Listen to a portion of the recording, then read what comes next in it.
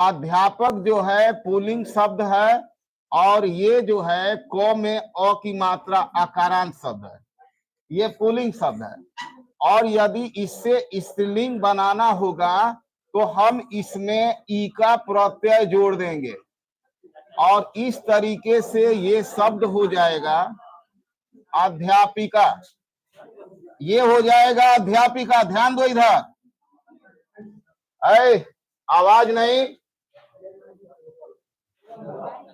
ये ध्यान देना है। काम अधिक करो, बातें कम करो। यहाँ जिस शब्द में, तो ये तो हम कहेंगे यथार्थ रूप में प्राणी बोधक अध्यापक लग रहा है। यथार्थ रूप में अध्यापक क्या लग रहा है? प्राणी बोधक लग रहा है, ठीक है ना। यदि जो है आप प्राणी बोधक की बात करेंगे तो उसमें भी इका प्रत्यय किसी भी शब्द में आएगा, कहेंगे कि वो स्त्रीलिंग शब्द है। फिर दूसरी चीज, यदि किसी भी शब्द में इनी प्रत्यय लगा हो, चाहे वो प्राणी बोधक हो और चाहे अप्राणी बोधक हो, जैसे हम यदि कहेंगे योग, तो योग जो है पुल्लिंग शब्द है, योग किया जाता है, ठीक है ना। अगर हम इसमें इनी प्रत्यय का योग करा देंगे तो ये शब्द बन जाएगा क्या? योगिनी। तो छोटा ही लगेगा इसमें, आइए बड़ा ही हो जाएगा। तो योगिनी क्या हो जाएगा? स्त्रीलिंग। यदि भोग शब्द है तो भोग अकारांत शब्द है, गौ में अ की मात्रा आ रहा है। अगर इसमें इनी प्रत्यय का योग कर देंगे तो ये हो जाएगा स्त्रीलिंग, भोगिनी। भोग से भोगिनी, ठीक है ना। समझ में आ रही बात? तो ऐसे प्राणीवाचक और अप्राणीवाचक शब्दों में यदि इनी प्रत्यय का योग हो जाता है तो उसे हम क्या कहते हैं? स्त्रीलिंग शब्द कहते हैं। फिर देखिए, यदि किसी भी शब्द में, संज्ञा शब्द में इन प्रत्यय का योग होगा तो वह शब्द क्या हो जाएगा? स्त्रीलिंग। जैसे कुम्हार शब्द है, कुम्हार, ठीक है ना। अब इसमें इन प्रत्यय का योग हो जाए तो ये कुम्हार पुल्लिंग है और ये जो है बनेगा क्या? कुम्हार, और ये छोटा ही लगाएंगे, बड़ा ही नहीं, कुम्हारिन, ठीक है ना। अब यदि मान ये कहा जाए कि कुम्हार का स्त्रीलिंग शब्द है, ऐसे दे देगा कुम्हारिन, और ये दूसरा दे देगा कुम्हारिन। तो अब आप कुम्हारिन जानते हैं लेकिन इसमें मात्रा नहीं जानेंगे, ये इन प्रत्यय नहीं जानेंगे तो डिस्टर्ब हो जाएंगे, गलत कर देंगे, ठीक है ना। तो ऐसे जितने भी शब्द होते हैं पुल्लिंग, उसमें इन प्रत्यय जुड़ता है तो वो स्त्रीलिंग शब्द हो जाता है, ठीक है ना। फिर देखिए, जब किसी भी शब्द में वट, या देखिए एक एक उदाहरण दे रहे हैं सबका, ठीक है ना, लेकिन आपको समझ लेना है कि ये प्रत्यय जुड़ता है तो स्त्रीलिंग शब्द हो जाता है। वट या आवट है, ठीक है ना। यदि जो है कोई शब्द है, जैसे हम कहेंगे ये सज कहेंगे, चलिए ये तो बना, तो ये बना और बन, इसमें आप क्या जोड़ेंगे? तो आवट प्रत्यय जोड़ेंगे, आवट, तो ये स्त्रीलिंग हो जाएगा। क्रिया से देखिए स्त्रीलिंग हो रहा है, और यहां जो है वट जुड़ा, तो क्रिया में संज्ञा ये नहीं है, ये क्रिया है, क्रिया में जोड़ करके भी स्त्रीलिंग शब्द होता है। तो ये हो गया बनावट, बनावट, और ये भी हो गया बनावट, ठीक है ना। तो बनावट शब्द पूछा जाए कौन सा शब्द है, पुल्लिंग है कि स्त्रीलिंग है, तो आप बताएंगे स्त्रीलिंग। और इसी प्रकार जितने भी शब्द होंगे और उसमें आवट प्रत्यय आपको दिखाई दे या अंत में वट लगा दिखाई दे तो बताएंगे कि वह शब्द जो है स्त्रीलिंग है, ठीक है ना। अब इसके अलावा इसी में एक जो है, ये भी जो है कल्पना है कि यदि किसी भी शब्द में आहट या हट, आहट या हट प्रत्यय जुड़ता है तो वह स्त्रीलिंग होता है। समझ में आ रही बात? जैसे हम कहेंगे जग मगाना, जगमगाना, ठीक है ना। जगमगाना क्या है, संज्ञा है कि क्रिया है? जगमगाना क्या है? हाँ, यदि शब्द के अंत में ना आएगा तो वह शब्द क्रिया होता है, ठीक है ना। और जगमगाना शब्द से करने का बोध होता है, तो जब करने का और होने का बोध हो तो उसे ही तो क्रिया कहते हैं, ठीक है ना। तो जगमगाना क्रिया है। चलिए, जगमगाना क्रिया है। अब हम इसमें क्या जोड़ेंगे? आहट प्रत्यय जोड़ेंगे। कौन सा प्रत्यय जोड़ेंगे? आहट। तो अब आहट जब प्रत्यय जोड़ेंगे तो ये ना प्रत्यय को हटाएंगे, क्योंकि दो प्रत्यय एक साथ नहीं होता है। ना को हटाएंगे, तो हटाएंगे तो ये हो जाएगा जगमगा, जगमगा हो गया, प्लस आहट, प्लस आहट। आप जानते हैं दीर्घ संधि में जब आ से मिलता है तो आ हो जाता है, एक ही आ रह जाएगा। तो इस तरीके से हो जाएगा ये शब्द जगमगाहट, जगमगाहट। तो बताइए, यदि हम कहेंगे कि जगमगाहट होता है और जगमगाहट होती है, तो इन दोनों संक्षिप्त वाक्यों में कौन सा वाक्य सही है? जगमगाहट होता है कि जगमगाहट होती है? होती है, क्योंकि जगमगाहट स्त्रीलिंग है। इसी तरीके से घबराहट है, तो घबराहट होता है कि घबराहट होती है? डॉक्टर साहब, मुझे अंदर अंदर घबराहट होता है, तो डॉक्टर साहब भी बोलते हैं बहुत अच्छी बात करते हो, ठीक है, घबराहट होता है उसकी दवा, वो भी कह रहे हैं घबराहट होता है तो उसकी दवा दे रहे हैं, ठीक है ना। क्यों? क्योंकि जो है कोई जरूरी नहीं है, ये चीज कोई जरूरी नहीं है कि जो अधिकारी है वो भी जानता है। समझ में आ रही बात? यदि वह बायो पढ़ा है, मैथ पढ़ा है, इंजीनियर हुआ है, तो वो नहीं बता सकता है, उनकी नकल मत कीजिए, ठीक है ना। तो वो जगमगाहट और घबराहट ये क्या है? स्त्रीलिंग शब्द है, घबराहट होती है। आप क्या कहेंगे? तो किसी भी शब्द में आहट जुड़ा हो तो वो स्त्रीलिंग होता है, किसी भी शब्द में आवट जुड़ा हो, चाहे संज्ञा हो, चाहे विशेषण हो, चाहे क्रिया हो, चाहे किसी भी प्रकार के शब्द में आवट आहट जुड़ा हो तो वो स्त्रीलिंग होता है। समझ में आ रही बात? वैसे मैं एक उदाहरण दे रहा हूं, इस जब किसी शब्द में ता प्रत्यय जुड़ा है, जैसे कल हमने बताया था, ता प्रत्यय जुड़ा हो तो वो सारे शब्द क्या होते हैं? स्त्रीलिंग होते हैं, केवल किसको छोड़कर? क्रिया को छोड़कर। जैसे क्रिया में भी ता आता है, जाता, खाता, पीता, रोता, तो ये शब्द पुल्लिंग है। लेकिन यदि क्रिया को छोड़कर किसी अन्य शब्द जैसे विशेषण में, सुंदर शब्द में ता जुड़ेगा तो सुंदरता, आवश्यक शब्द में ता जुड़ेगा तो आवश्यकता, महान शब्द में ता जुड़ेगा तो महानता। तो आवश्यकता पड़ती है कि आवश्यकता पड़ता? पड़ती है, क्योंकि आवश्यकता जो है स्त्रीलिंग है, महानता जो है स्त्रीलिंग है, ठीक है ना। तो ऐसे आप समझ लेंगे। फिर देखिए, यदि किसी भी शब्द के अंत में नी और ना प्रत्यय हो, ठीक है ना, नी हो और ना प्रत्यय हो, तो वो शब्द क्या होता है? स्त्रीलिंग होता है। समझ में आ रही बात? वो सारे शब्द स्त्रीलिंग होता है। जैसे हम कहें शेर शब्द क्या है? आकारांत शब्द है, तो आकारांत शब्द जो है अधिकतर पुल्लिंग होते हैं, इसमें अपवाद भी है। जैसे मान लीजिए आकारांत शब्द तो ये भी है, मेज भी है, ये मूंग भी है, मेज भी है और मूंग भी है, लेकिन इसमें अपवाद है, ठीक है ना।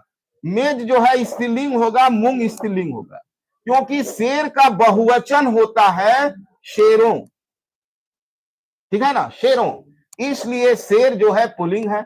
अब मेज और मूंग का जो है स्त्रीलिंग होता है मूंगे, मूंगे, इसलिए तो इसलिए आपका केवल सटीक इसका इलाज किससे है? बहुवचन से संबंधित है। समझ में आ रही बात? हाँ, जमाइए मत, बहुवचन जानिए। बहुवचन नहीं मालूम है तो भी अच्छा है, आप जो है देखिए कि उसमें ओ प्रत्यय का योग जो है हृदय को आह्लादित कर रहा है कि ए प्रत्यय लगाने पर, कि ए प्रत्यय लग, खुद अच्छा लगने लगेगा, वो शब्द क्या लगने लगेगा, अच्छा लगने लगेगा। तो इसलिए शेर शब्द जो है पुल्लिंग है।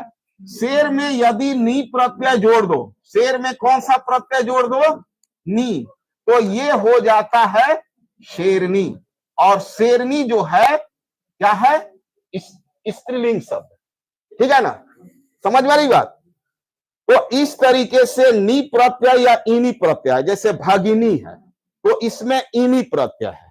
तपस्विनी है, तपस्वी से, तपस्वी जो है पुल्लिंग शब्द है, तपस्वी क्या है, पुल्लिंग शब्द है। लेकिन इकारांत शब्द क्या होते हैं, अधिकतर स्त्रीलिंग होते हैं। समझ में आ रही बात। यहां पर तपस्वी इकारांत है, नदी इकारांत है, तो नदी स्त्रीलिंग है, तपस्वी पुल्लिंग है। और रोटी स्त्रीलिंग है, टोपी स्त्रीलिंग है, हाथी पुल्लिंग है। तो इसमें अपवाद है। क्यों अपवाद है, क्योंकि बहुवचन इसका हाथी का हाथियों हो जाता है, ठीक है ना, और रोटी का रोटियां हो जाता है। इसलिए रोटियां होने से रोटी स्त्रीलिंग है, हाथी का बहुवचन हाथियों होने से हाथी क्या है, पुल्लिंग है। मेरा हाथी, मेरी हाथी, ये जमाने का प्रयास मत करो। समझ में आ रही बात। यहां पर ये देखिए बहुवचन जानिए। अब देखिए किसी भी शब्द के अंत में आइन प्रत्यय जुड़ता है, ठीक है ना, तो वो जो है, ये देखिए सभी शब्दों में नहीं लगा सकते, ये भी देखिए, इसके लिए शब्द फिक्स है। जैसे ठाकुर शब्द है, और ठाकुर शब्द में पंडित का पंडिताइन ऐसे होता जाता है, ठीक है ना। लेकिन अब ये मत कीजिए कि शेर का शेराइन और नेता का नेताइन, ये गलत है। नेता का जो गांव में नेताइन बोलते हैं, नेताइन जी प्रणाम, ये गलत है, ठीक है ना। नेता का होता है स्त्रीलिंग नेत्री, नेता का क्या होता है, नेत्री, अभिनेता का अभिनेत्री। समझ में आ रही बात। अब ये नहीं कि अभिनेता तो अभिनेताइन, समझ में आ रही बात। अभिनेता का अभिनेताइन नहीं कहेंगे। यदि मान लीजिए कहा जाए कि ये अनुष्का शर्मा क्या है, तो अभिनेताइन है, ठीक है ना, तो ये गलत शब्द है, अभिनेत्री आप बताएं। समझ में आ रही बात। तो इस तरीके से जानना है। फिर देखिए इसके बाद आ है, समझ में आ रहा ना। आ प्रत्यय जब किसी शब्द के अंत में आता है तो इसमें अपवाद जो है भरा हुआ है, लेकिन अधिकतर स्त्रीलिंग होता है। जैसे हम राधा कहें, राधा तो अंत में आया आ, राधा शब्द स्त्रीलिंग होगा। सीता तो अंत में आया आ, तो सीता शब्द स्त्रीलिंग हो गया, ठीक है ना, समझ में आ रही बात। लेकिन यदि हम कहें यहां पर भागा, तो भागा कुत्ता, तो ये सब पुल्लिंग हो गया, ठीक है ना, समझ में आ रही बात। तो जब किसी शब्द के अंत में आप प्रत्यय आता है तो वो अधिकतर क्या होता है, स्त्रीलिंग होता है, लेकिन इसमें अपवाद भी है। जैसे तांबा है, लोहा है, धातुओं के नाम क्या होते हैं, आप तो ऐसे पढ़ते हैं ना कि धातुओं के नाम अधिकतर पुल्लिंग होते हैं। लोहा, तांबा, कांसा, रांगा, ठीक है ना, जस्ता। लेकिन उसमें चांदी जो है अपवाद है। चांदी जो है स्त्रीलिंग होता है। सोना क्या है, पुल्लिंग है, सोना पुल्लिंग है। समझ में आ रही बात। तो सोना का भाव कम हो गई, सोना का भाव, सोना की भाव का भी की करेंगे, सोना की भाव कम हो गई, तो ये वाक्य सही होगा कि गलत होगा, गलत होगा ना। हम कहेंगे सोना की भाव कम हो गई, तो ये वाक्य गलत क्यों होगा, इसलिए कि सोना शब्द क्या है, पुल्लिंग है, तो हम सही कहेंगे कि ये वाक्य सही होगा, सोना का भाव कम हो गया। समझ में आ रही बात। तो इस तरीके से यदि याद करते हैं कि धातुओं के सभी नाम अधिकतर क्या होते हैं, पुल्लिंग होते हैं, लेकिन चांदी को छोड़कर। समझ में आ रही बात? चांदी जो है स्त्रीलिंग है। क्यों है? तो इसका कारण यह है कि चांदी का बहुवचन चांदियां होता है। जैसे नदी का बहुवचन नदियां, लड़की का बहुवचन लड़कियां, तो चांदी का बहुवचन चांदियां होता है, इसलिए चांदी शब्द स्त्रीलिंग है। और लोहा का बहुवचन लोहे या लोहो होता है। तांबा का तांबो या तांबे होता है। सोना का सोने या सोनो होता है। तो इसलिए अब कहां से बनेगा बताओ? या होगा, हम कहेंगे सोना, ठीक है ना? तो आप सोना का इस जो है कहेंगे कि ऐसे भी कहें कि सोनिया, तो सोनिया ये शब्द गलत हो जाए, जमेगा ही नहीं। लेकिन यदि देहातों में किसी लड़की का नाम तो एक तरह सोना रख दिया गया, लोगों ने क्या लड़की का नाम रखा? सोना। तो सोना देखकर वो जानते हैं कि सोना तो पुल्लिंग शब्द है, तो अब वो कहते हैं कि सोनिया कहां बिया, ठीक है ना? समझ में आ रही बात? तो आपको जम जाएगा कि सोनिया कहते हैं तो स्त्रीलिंग है, तो यहां पर ये बात नहीं है, सोना पुल्लिंग है और सोनो और सोने जो है ये बहुवचन है इसका, सोनिया बहुवचन नहीं है, ठीक है ना? तो इस तरीके से आप समझेंगे। अब देखिए, ई प्रत्यय वाले जितने भी शब्द होते हैं वो अधिकतर स्त्रीलिंग होते हैं, अधिकतर स्त्रीलिंग अपवाद भी है। जैसे देखिए, हम कहेंगे टोपी, तो ये टोपी स्त्रीलिंग शब्द है, ठीक है ना? यदि हम कहेंगे ये नदी, तो नदी स्त्रीलिंग शब्द है, ठीक है? लेकिन यदि मैं कहूंगा दही, तो दही पुल्लिंग शब्द है।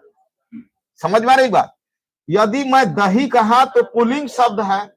यदि हम मोती कहेंगे तो ये पुल्लिंग शब्द है। इसका reason, what is the reason? Reason is a टोपी। समझ में आ रही बात? टोपी का प्लूरल नंबर बहुवचन टोपियों, टोपियों हो गया, ओ आया, तो ये हो गया पुल्लिंग। नदी का बहुवचन नदियां हुआ, तो ये हो गया स्त्रीलिंग। दही का बहुवचन नहीं होता है, लेकिन कल्पना करोगे कि दहियां जम रहा है कि दहियों, तो ये हो जाएगा दहियों, तो दही होगा पुल्लिंग। मोती का बहुवचन क्या होगा? मोतियां होगा कि मोतियों? मोतियों, तो ये हो जाएगा पुल्लिंग। यानी इसमें अपवाद है, और इस अपवाद की जड़ जमाना नहीं है, जमाना नहीं है मेरा मेरी अच्छा अच्छी से, जैसे कि बच्चे आप लोगों को समझा देते हैं, ठीक है ना? यहां जमाना नहीं है। जमाएंगे तो हो सकता है सही भी हो जाए और गलती भी हो जाए। जो गलत सुने हैं गलत हो जाएगा, वही अच्छा लगेगा। समझ में आ रही बात? तो इसलिए हम कहेंगे कि इसमें अपवाद भरा है। इसमें भी जाएंगे ई प्रत्यय में तो अपवाद भरा है। यदि किसी शब्द के अंत में ई प्रत्यय आता है, जैसे मान जी हम कहेंगे नीति, हानि, तो ये अंत में क्या आया है? ई प्रत्यय। हानि में भी ई प्रत्यय, छोटा ही है, तो नीति का बहुवचन होगा नीतियां, हानि का बहुवचन होगा हानियां। अतः ये जो है स्त्रीलिंग शब्द है, ठीक है ना?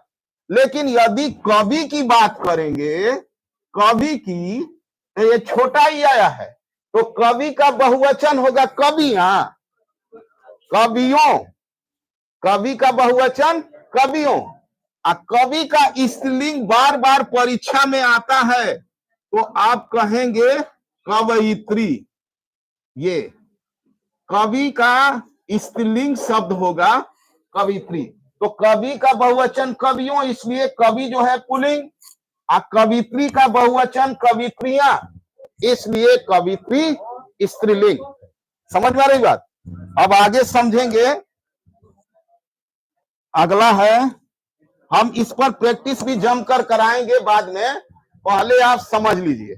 अब कुछ भी नहीं छूटेगा, समझ में आ रही बात, समझ में आ रहा ना, कोई भी चीज ऐसी नहीं है कि जो आपकी छूटेगी यदि आप समझ लेंगे तो। अगर समझ में न आए तो एक बार लाइव वीडियो जरूर देखिएगा और सब्सक्राइब करना मत भूलिएगा। मैं बार बार नहीं कहूंगा क्योंकि आप खुद समझदार हैं, समझ में आ रही बात। मुफ्त में जो है ये मेरे तरफ से आपको दिया जा रहा है।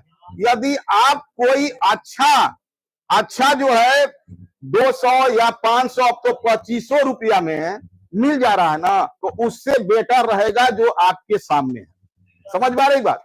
नहीं तो कितने लोग जो है भुगत चुके हैं 500-500 देकर। देखिए ये अब अगला है, हम समझेंगे कि इस, क्योंकि जो है देखिए इतना जल्दी जो है हमारा ये दिमागी कोर्स खत्म होने वाला नहीं है। कई जो है आप वीडियो देखेंगे तब संपूर्ण होगा। अब प्रैक्टिस भी कराते जाएंगे। हिंदी में कोई टेंशन नहीं है, इंडियन लोगों को हिंदी में कोई टेंशन नहीं रहेगा, समझ में आ रही बात। देखिए ये अब हम आगे जानेंगे कुछ ऐसे शब्द जिसका स्त्रीलिंग क्या होता है। जैसे देखिए, एक तो हमने बता दिया, तपस्वी की बात हमने कर दिया है। ये क्या है? तपस्वी। तो ये बार बार परीक्षा में आता है कि तपस्वी का स्त्रीलिंग क्या होगा।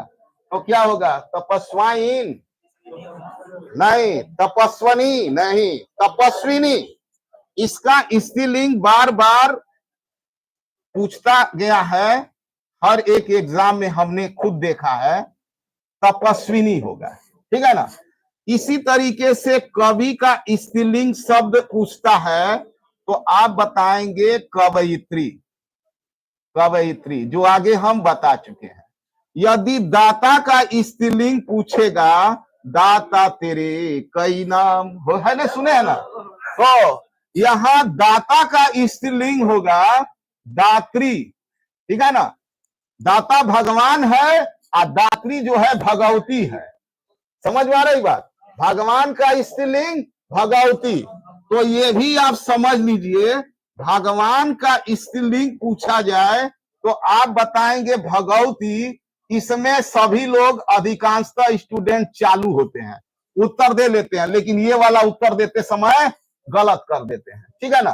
फिर देखिए, यदि आपसे पूछा जाए कि विद्वान, तो विद्वान का स्त्रीलिंग शब्द क्या होगा, ठीक है ना। तो बहुत लोग उत्तर देते हैं विद्वानाइन या विद्वाननी या विद्यावती, ठीक है ना। तो ये विद्वान का स्त्रीलिंग शब्द होता है विदुषी। बोलो, परीक्षा में सब आ चुका है ना, हाँ, विदुषी। विद्वान का स्त्रीलिंग शब्द होगा विदुषी। एक और पूछता है ज्यादातर सम्राट, सम्राट, तो सम्राट का स्त्रीलिंग क्या होगा? सम्राटाइन नहीं, सम्राटाइन नहीं, समझ में आ रही बात। सम्राटनी नहीं, समझ में आ रही बात। इसका क्या होगा? सामग्री, साम्राज्ञी, ये स्त्रीलिंग शब्द हो जाएगा। साम्राज्ञी, सामग्री नहीं, साम्राज्ञी, गी है, ये ज्ञ है, समझ में आ रही बात। यदि जो है ऐसे ही आपसे अदर पूछा जाए तो आप बताते जाएंगे। सम्राट का ये बार बार जो है पूछा है, और सम्राट का स्त्रीलिंग जो है बताने में गलतियां की गई है, ठीक है ना, समझ में आ रही बात। भगवान और दाता एक ही चीज है। फिर देखिए नेता, नेता का अब आज से ये नेताइन नेताइन कहना छोड़ दो, ये नेत्री बोलो। नेताइन को क्या बोलो? नेत्री। और हमको लगता है कि 1.5 अरब लोगों की जनसंख्या में 90% लोग नेताइन बोलते हैं, 10% लोग पढ़े लिखे नेत्री बोलते हैं, समझ में आ रही बात। लेकिन एक प्रचलित शब्द जब अभिनेता की बात होती है तो सब स्त्रीलिंग बता देते हैं अभिनेत्री, क्योंकि वो प्रचलित शब्द है। समझ में रही बात? अब प्रचलित कौन शुद्ध करता है? शुद्ध प्रचलित किसने किया? तो शुद्ध प्रचलित किया है हिंदी के फिल्मकारों ने, हिंदी के फिल्मकारों। जैसे मान लीजिए हम आपसे पूछें कि ये जगह शब्द क्या है, पुल्लिंग है कि स्त्रीलिंग है, तो उस समय कोई जगह, जिस भोजपुरी गाने में जगह शब्द है, तो भोजपुरी गाना की तरफ मत जाओ, हिंदी गाने की तरफ जाओ, शुद्ध हिंदी, या शुद्ध जो है कवियों की हिंदी कविता, तो आपको वो चीज मिल जाएगी। तो आप जरा सोचो कि जगह किस गाने में है और उससे आप बता दो कि पुल्लिंग है कि स्त्रीलिंग। जैसे मंजिलें अपनी जगह हैं, रास्ते अपनी जगह, तो जगह के आगे क्या आ रहा है? अपना की अपनी? अपनी। समझ में रही बात? तो इसलिए जगह शब्द क्या है? स्त्रीलिंग है। ठीक है ना? जब हम बात करेंगे पत्र और चिट्ठी की, पत्र की और चिट्ठी की, तो कुछ नहीं मालूम तो आप खूब फिल्म देखते हैं तो अच्छी बात है, फिल्म देखना बुरी बात नहीं है, लेकिन जो है समझना चाहिए। यहां पर यदि कहा जाए कि पत्र और चिट्ठी में ये पुल्लिंग है कि स्त्रीलिंग, तो ये चिट्ठी आई है, चिट्ठी आई है। सुनो, आई है क्यों कहा?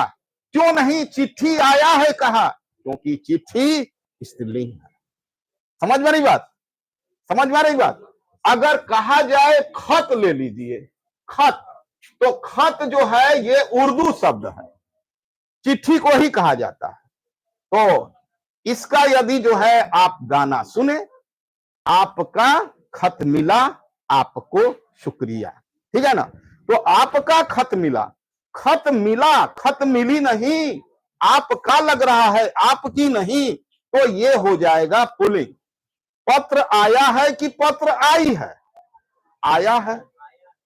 तो ये भी तो नहीं काम करते हैं, खूब जमकर फिल्म भी तो नहीं देखते हैं मन से। मन से देखेंगे तो फिल्म देखने से भी जो है बहुत ज्ञान होता है, और घूमने से भी ज्ञान होता है, घूमने से भी। सैर कर दुनिया की गाफिल, जिंदगानी फिर कहां, जिंदगी गर कुछ रही तो नौजवानी फिर कहां, आघातों घुमक्कर जिज्ञासा, सच्चिदानंद हीरानंद वास्याय नज्ञे, ये रचना है। और उन्होंने कहा है कि गौतम बुद्ध घर महल में थे, सारी सुख सुविधाएं थी, बाहर की दुनिया देखा नहीं, वो बड़े हो गए, इतने 16 वर्ष के हो गए, ठीक है ना, लेकिन वो जानते ही नहीं थे कि जो है व्यक्ति मरता भी है, बूढ़ा भी होता है। समझ में आ रही बात? वो जानते नहीं थे। क्यों? क्योंकि जो है बाहर की दुनिया उन्होंने देखी नहीं थी। बहुत से ऐसे स्टूडेंट भी हैं कि बहुत तेज तरार है पढ़ने में, दिन रात लगे रहते हैं, नशा पढ़ने में है, पढ़ने के लिए चोरी करते हैं माँ बाप से, क्योंकि डॉक्टर कहते हैं ना कि इनको पढ़ने मत दीजिए, नहीं तो ये पढ़ते पढ़ते डिस्टर्ब भी हो जाएंगे। समझ में आ रही बात? तो माता पिता कहते हैं नो पढ़ने के लिए। एक ऐसा है स्टूडेंट जिसको पढ़ने के लिए कहा जाता है, लेकिन फिर भी नहीं पढ़ता।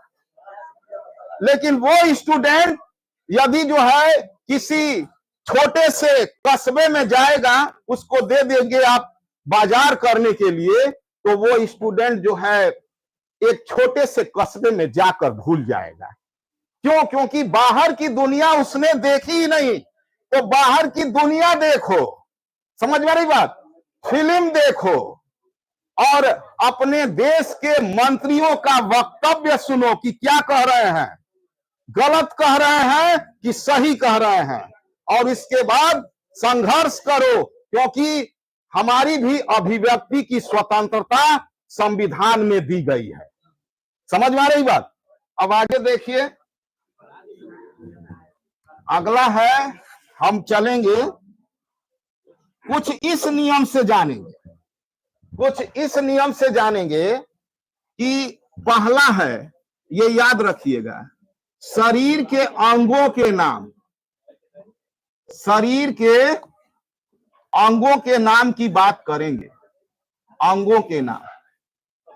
तो अधिकतर पुल्लिंग होते हैं, अधिकतर, अधिकतर का मतलब होता है 80%, समझ में रही बात। तो 80% अधिकतर ये क्या होते हैं, पुल्लिंग होते हैं, समझ में आ रही बात। और इसमें अपवाद भी है, अपवाद कारण बनता है बहुवचन से, अपवाद किससे बनता है, बहुवचन से बनता है। तो यहां पर शरीर के अंगों के नाम में जैसे 2-4 हम उदाहरण दे रहे हैं, ये मुंह है, पुल्लिंग शब्द है, ये दांत है, ये क्या है, पुल्लिंग शब्द, ठीक है ना। मुंह है, दांत है, कान है, ये पुल्लिंग शब्द है। हम ये कहेंगे गाल है, तो ये पुल्लिंग शब्द है, समझ में आ रही बात। हम ऐसे समझ लें, दूसरे तरीके से भी समझने की स्टाइल है। यदि किसी भी शब्द के अंत में तो आए ना, तो आए, तो वो अधिकतर पुल्लिंग होता है, लेकिन इसमें भी अपवाद, अधिकतर पुल्लिंग होता है। जैसे गीत है तो पुल्लिंग है, दांत है तो पुल्लिंग है, लेकिन बचत है तो ये स्त्रीलिंग है, अंत में तो आएगा। अंत में नो आता है तो ये जो है शब्द क्या होता है, पुल्लिंग होता है, अंत में नो आएगा तो, ठीक है ना। जैसे कान है, मंजन है, तो मंजन शब्द पुल्लिंग शब्द होगा। फिर देखिए यहां पर ये अपवाद वाली चीज है, समझ में आ रही बात। क्यों अपवाद है हम बहुवचन से जानेंगे। अब देखिए ये पुल्लिंग हो गया, लेकिन जब बात करेंगे ये इसकी, कोहनी की, केहुनी की, किसकी, केहुनी कहते हैं, एल्बो, एल्बो मीन्स केहुनी। तो केहुनी की बात करेंगे तो ये शरीर का अंग है, लेकिन स्त्रीलिंग क्यों हुआ, इसका कारण है कि केहुनी का स्त्रीलिंग, केहुनी शब्द जो है ये स्त्रीलिंग इसलिए है क्योंकि इसका बहुवचन होता है केहुनिया, केहुनिया। कलाई है, कलाई, तो हमने ये आपसे कहा है कि जिसमें आई प्रत्यय होगा वो स्त्रीलिंग होगा। जैसे सिलाई, चढ़ाई, ठीक है ना, ये सिलाई है, चढ़ाई है, आई प्रत्यय है, स्त्रीलिंग है, तो इसमें भी आई है, कलाई, तो इसका बहुवचन होता है कलाइयां। अतः हम सिद्ध करते हैं कि कलाई शरीर का अंग है, लेकिन अपवाद इसलिए बनता है क्योंकि इसमें आई प्रत्यय जुड़ा है और ये स्त्रीलिंग, समझ में आ रही बात। लेकिन इसका बहुवचन मुंहों होगा, मुंहों, दांतों, कानों, गालों, आ रहा है, अच्छा ए लगाइए, मुंहे, दांते, काने, गाले, ठीक है ना। ए और ओ आता है बहुवचन में, इसलिए अपवाद बनता है कि ये स्त्रीलिंग है और ये पुल्लिंग है, समझ में आ रही बात। फिर देखिए आगे हम समझेंगे, इस तरीके से जितने शरीर के अंग हैं सबको देख लें। ये बाह है, बाह क्या है बोलिए, बाह का बाहों होगा, बाहें होगा कि बाहें होगा, बाहें क्या होगा, बाहें, ए आ रहा है, ठीक है ना। तो बाहें शब्द क्या हो जाएगा, स्त्रीलिंग हो जाएगा। बाह यदि किसी फिल्मी गाने में प्रदर्शित किया गया हो और आप सुने हो तो वो देख लीजिएगा, उसके बाद इसको स्त्रीलिंग बना दे रहा है, ठीक है ना। फिर देखिए ऐसे जो है आप समझेंगे, शरीर के अंगों के नाम अधिकतर पुल्लिंग 80% होते हैं, लेकिन इसमें घमासान अपवाद भी है, समझ में आ रही बात। बहुत से अंग हैं, जैसे मान लीजिए हड्डी कहा जाए, हड्डी, तो हड्डी क्या होगा, हड्डियों होगा कि हड्डियां, हड्डियां, हड्डी का बहुवचन हड्डियां होगा, तो हड्डी जो है स्त्रीलिंग है। अब ये बताइए नस क्या है, नस, नस का होगा नसों या नसें, नसें, नसें चल रही हैं, नसें बंद हो गई हैं, नसें फट गई हैं, नस फट गई है, कहते हैं ना, तो नस स्त्रीलिंग है। अब आगे देखिए, अगला है दूसरा। दूसरा हम कहेंगे कि अनाजों के नाम, अनाजों की बात करेंगे। अनाजों के नाम क्या होते हैं? अधिकतर यानी 80% पुल्लिंग होते हैं। अधिकतर क्या होते हैं? अनाजों के नाम पुल्लिंग होते हैं। लेकिन इसमें भी घमासान अपवाद है, क्योंकि उसका बहुवचन जो है, जब हम बात करेंगे अनाज का, तो बहुवचन जो है हम जानते हैं कि द्रव्यवाचक संज्ञा ही कहे जाते हैं अनाजों के नाम। समझ में आ रही बात? इसकी कल्पना हम करके जो है बताएंगे कि ये पुल्लिंग है कि स्त्रीलिंग है। तो देखिए, जैसे यदि अनाजों के नाम में आता है चावल, तो चावल पुल्लिंग है। चावल क्या है? पुल्लिंग है, क्योंकि इसका बहुवचन, द्रव्यवाचक संज्ञा का बहुवचन नहीं होता है। चावल का बहुवचन चावले होगा। लेकिन आप जो है एक कल्पना करेंगे कि यदि मान लीजिए कि चावल का हम बहुवचन बनाने जाएं, तो क्या होगा? चावलियां होगा? चावलियां तो नहीं होगा। चावले, चावलें भी नहीं होगा। चावले नहीं कहेंगे, चावले, चावलों, ये दो चीज होगा। चावले सही है और चावलों सही है। समझ में आ रही बात? लेकिन द्रव्यवाचक संज्ञा का क्या बहुवचन होता है? नहीं होता है। लेकिन हमने कल्पना किया, इस आधार पर हम समझेंगे कि ये पुल्लिंग शब्द, ठीक है ना। लेकिन जब इसी के साथ दाल आ गया, अब देखिए ये आकारांत दोनों है, ये दाल आ गया तो दाल भी अनाज का नाम है, लेकिन इसकी कल्पना करेंगे तो ये दालें हो जाएगा, दालें, ठीक है ना। समझ में आ रही बात? कहने का मतलब कि आपकी दाल पकने वाली नहीं है। कहा गया है ना, तो आपकी दाल पकने वाली नहीं है, ये क्या हो गया? समझ में आ रही बात? चावल को हम भात कहें तो ये भी पुल्लिंग होगा, क्योंकि अंत में तो प्रत्यय आया है, ठीक है ना। तो प्रत्यय वाले शब्द अधिकतर पुल्लिंग होते हैं, और इसमें भी अपवाद है कि तो प्रत्यय वाले शब्द स्त्रीलिंग भी होते हैं। जैसे बात, बात जम गई, ठीक है ना, और यहां भात बन गया। भात बन गई नहीं, भात बन गया। क्यों? क्योंकि भात का हम कल्पना करेंगे तो भातों, अब बात का कल्पना करेंगे तो बातें, ठीक है ना। समझ में आ रही बात? तो देखिए, ये अपवाद वाली चीज है लिंग, इसका कोई निश्चित नियम और व्यापक संविधान नहीं है। इसको ऐसे ही समझना पड़ेगा। केवल इसका जड़ है बहुवचन। अगर बहुवचन हिंदी डिक्शनरी में नहीं है तो आप कल्पना करेंगे, क्योंकि प्राणीवाचक संज्ञा यथार्थ रूप में होता है। लड़का यथार्थ है, लेकिन घड़ा कल्पित है। घड़ा का बहुवचन क्या है? कल्पित है। समझ में आ रही बात? तो कल्पना भी इसमें करके जमा देना होगा। कल्पना करेंगे तो निश्चित जमेगा। समझ में आ रही बात? क्योंकि चावल का बहुवचन आप कहेंगे कि चावलियां अच्छा नहीं लग रहा है, समझ, चावले या चावलों अच्छा लग रहा है, तो हम इसको पुल्लिंग बताएंगे। समझ में आ रही बात? अब इस तरीके से हम कहेंगे कि अनाजों के नाम, आप सोचिएगा कितने हैं अनाज। हम मूंग की बात करें, मूंग, तो ये क्या है? मूंग क्या है?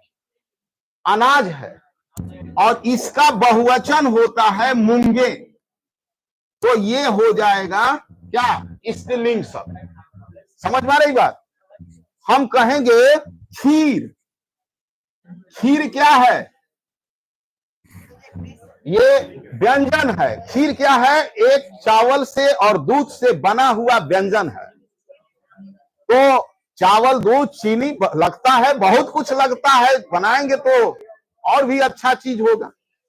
लेकिन खीर क्या है? तो कुछ ना तो आप कोई गाना, और नहीं तो खीर के लिए जो है कोई लोकोक्ति याद है, खीर पकाई जतन से चरखा दिया चलाए, आया कुत्ता खा गया। कुत्ता खा गई नहीं, कुत्ता खा गया। तू बैठी ढोल बजा, तो ढोल स्त्रीलिंग है, इसलिए बैठी ढोल बजा। ठीक है ना। तो यहां पर खीर पकाई, खीर पकाई, समझ में आ रही बात। तो खीर क्या है, खीर क्या है, स्त्रीलिंग है। समझ में आ रही बात। कहने का आशय यह है कि बच्चे भगवान के रूप होते हैं। समझ में आ रही बात। ये कभी झूठ नहीं बोलते हैं। बेटा बता कि टिफिन में खीर किसने डाली, समझ में आ रही बात। तो कहने का आशय है कि अब आप समझ गए होंगे। हमने कहा ना कि फिल्म देखते हो तो देखो कि किसने खीर डाली थी, डाला था नहीं, डाली थी। डालने वाला जो है ना पुल्लिंग शब्द है, लेकिन वो पुल्लिंग नहीं, खीर की बात हो रही है।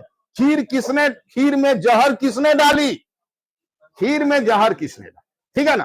तो ये चीज जो है कहा जाएगा कि आप समझिए, समझ में आ रही बात। अनाजों के नाम 80% पुल्लिंग होते हैं, लेकिन इसमें अपवाद। अब हम आगे कल चलेंगे।